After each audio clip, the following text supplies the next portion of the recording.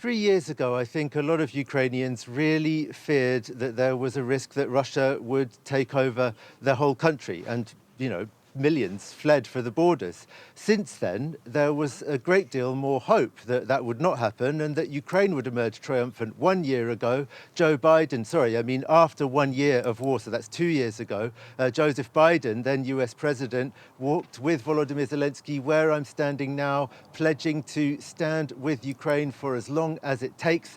As it turned out, the US support that was forthcoming in 2023 proved not sufficient for the Ukrainians to carry out a successful counteroffensive, and their position on the battlefield has basically worsened since late 2023, and now their geopolitical situation seems a lot worse because it's far from clear that the Trump administration is willing to continue to give any support to Ukraine, and the implications of that could be absolutely disastrous for the war effort. Volodymyr Zelensky, in his press conference yesterday, was saying that even if the Europeans do step up and provide much increased military support to Ukraine, certain crucial weapon systems depend on American licensing, the Patriot air defense systems, for example, and so they're very much hoping, despite the rhetoric of Donald Trump and his associates, that at least some American support will continue in order for them to continue the war effort. And the mood today is grim because I think that, despite what many people in the West were saying, a lot of Ukrainians hoped